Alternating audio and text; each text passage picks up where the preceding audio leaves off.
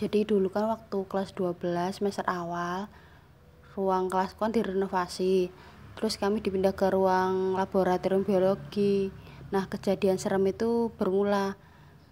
Kan waktu itu aku semeja sama temenku. Ya dia tuh kayak punya kelebihan gitu, bisa lihat hal-hal gaib. Terus tuh dia tuh kayak sering ngeluh ke aku, Win, badanku berat. Terus aku bilang, lah kamu kenapa? Aku bilang kayak gitu kan, aku nggak tahu kayak itu. Dia tuh awalnya kayak nggak sadar gitu dengan apa yang terjadi sama dia kan. Terus tuh hampir tiap hari tuh dia tuh ngeluh, badanku berat katanya kayak gitu kan.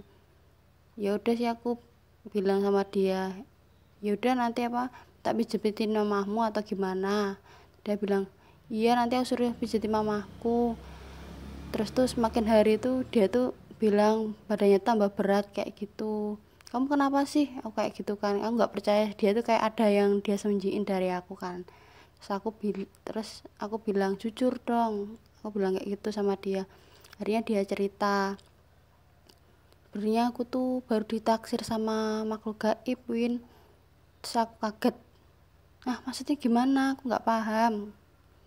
Dulu sih, dulu waktu SMA aku nggak apa ya, nggak terlalu percaya sama hal-hal gaib kayak gitu.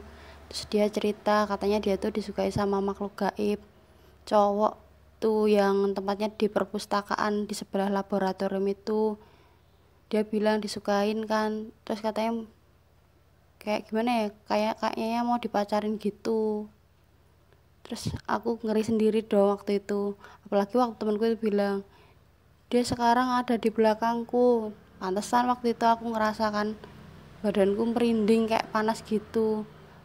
Aku panik kan. Untuk waktu itu kan apa, kelasnya kosong, gurunya nggak ada, waktu ada rapat. Sumpah aku makin ketakutan. Terus udah ah, aku takut, kamu jangan ngada-ngada deh. Aku tuh beneran, Win, dia bilang kayak gitu kan. Di situ aku merinding banget rasanya. Nggak tahu mau gimana lagi. Mau ngejauh juga nggak enak kan.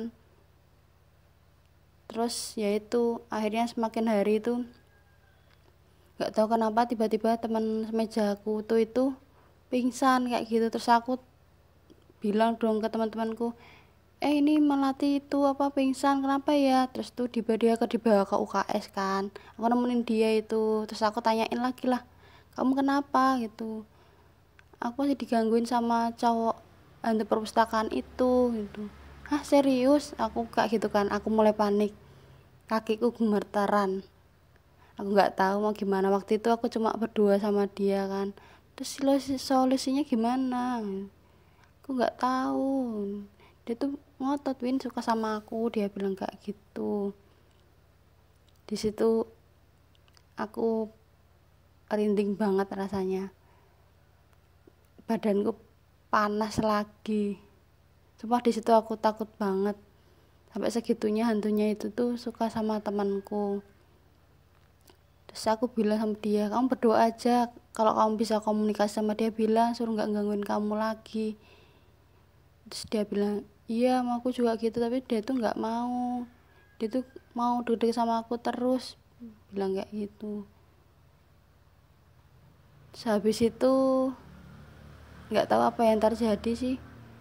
Lama-lama temenku itu udah membaikkan kondisinya. Aku tanya lagi, gimana hantunya itu, udah nggak itu gangguin kamu lagi.